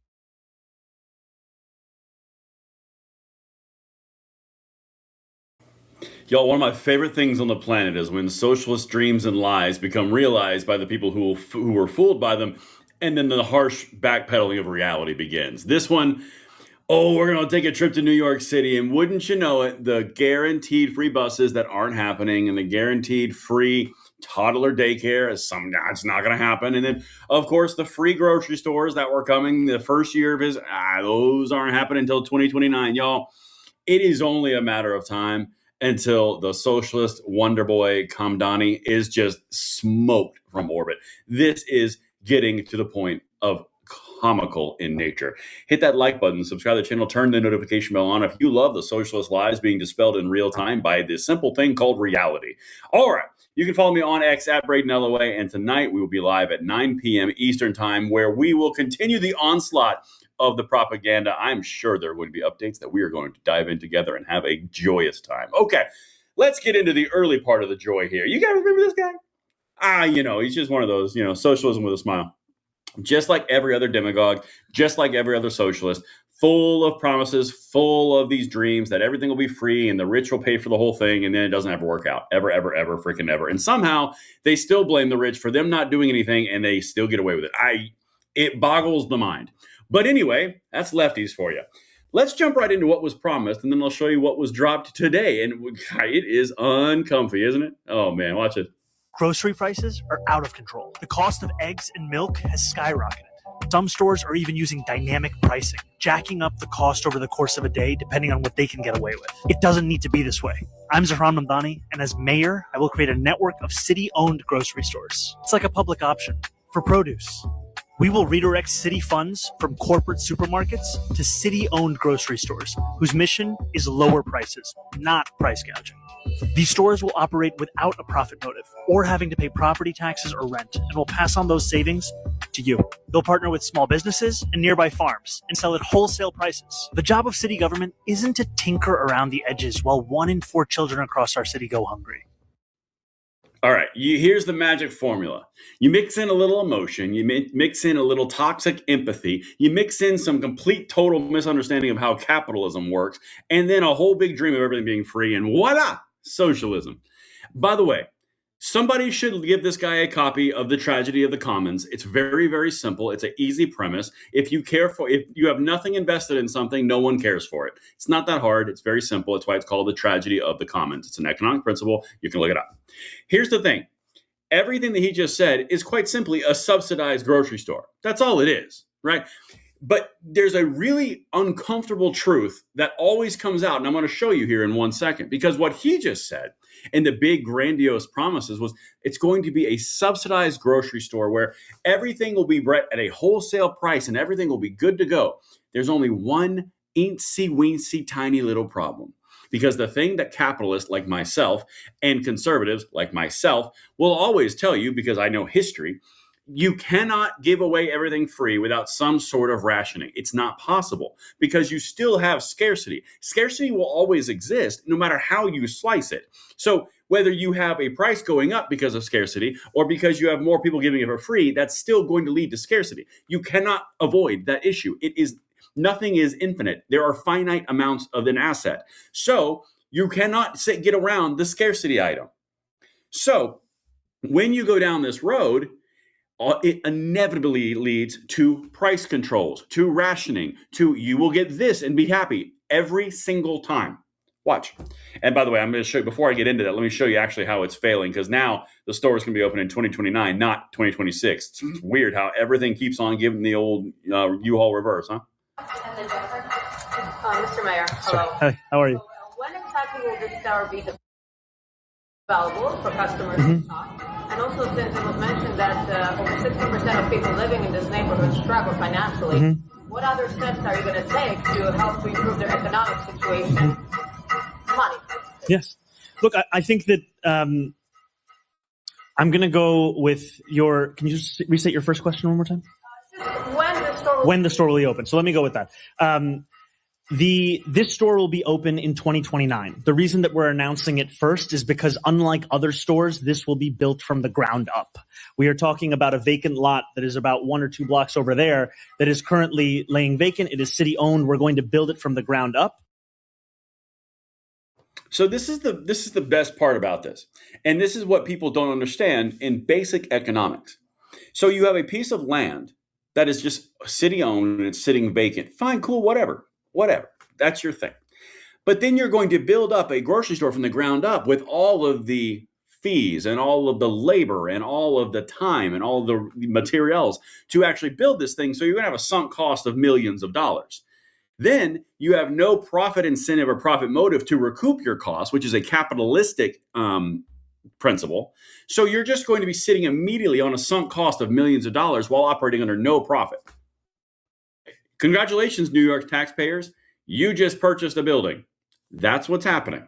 Now, let me get into something else because this is very important for you to understand. When you're looking at these things, it is physically impossible. Come here real quick, and I'll re-emphasize this on the live stream tonight. You cannot have a grocery store or a government-provided entity of essential goods and services without a baseline price control and baseline basket of goods, which is a ration system. It's impossible. How do you think entitled socialists are going to feel is, yeah, everything's cheaper and freer to a certain point, but you can only get this basket of 5 things, but it's cheaper and freer.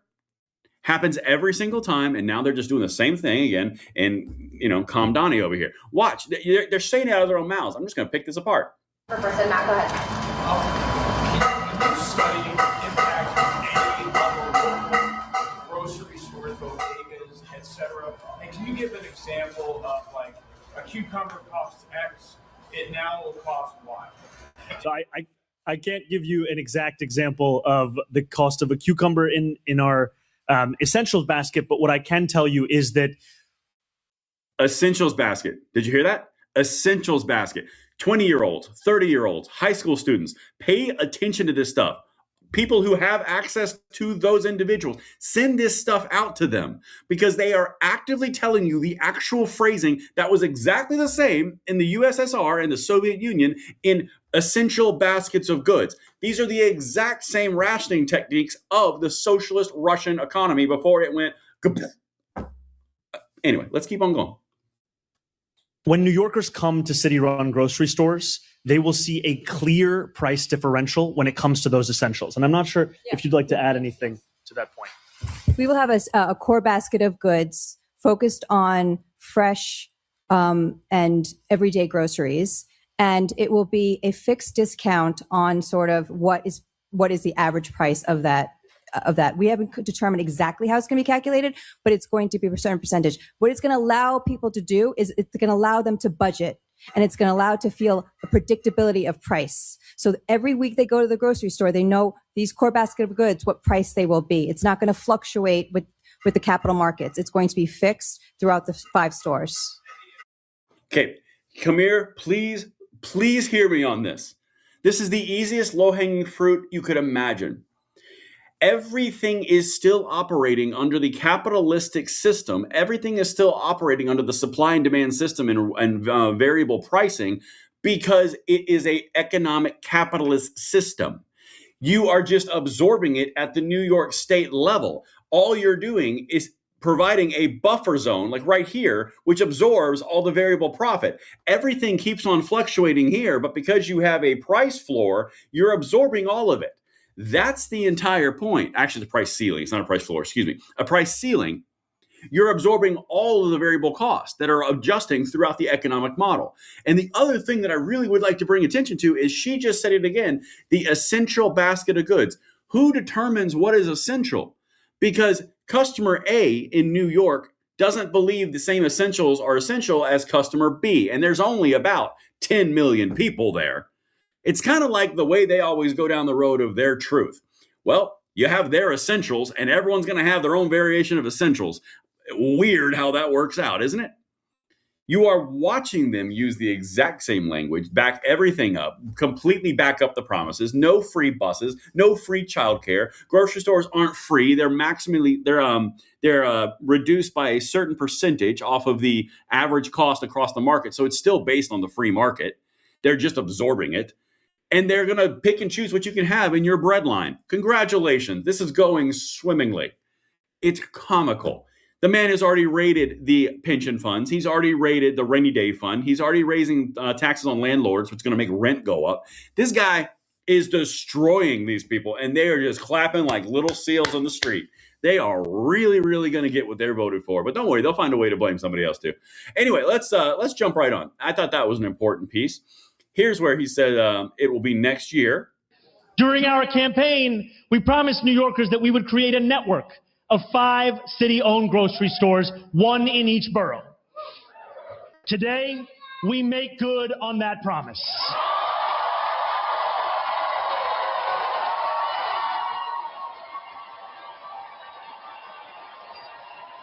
I am proud to announce that we will open every single one of these stores by the end of our first term. And the first one will open next year. Whoa. Next year? During the campaign, you said it was this year. That is weird. I'll tell you what. You can't trust the communist. Who can you trust? Oh, man. Should I play? Nah, I don't need to play this one. Yeah, this one's not really that valuable. Here's the thing, guys. You're watching socialist promises fall through like they always do. You're watching them destroy themselves. They're going to continue to do it because they've been brainwashed. But the value of this is not saving New York City. The value of this is saving the locality near you. You are watching the exact same playbook that always happens every single time without fail. They always make these big promises, then they always back off them. Then you get rationing, then you get essential baskets of goods, and then you just simply absorb the grocery cost. It's still a free market system. You just have an entitlement on top of it. That's what I've got for you guys. Let me know what you think in the comments below, and I'll see you on the next one. I'm Braden. See you later.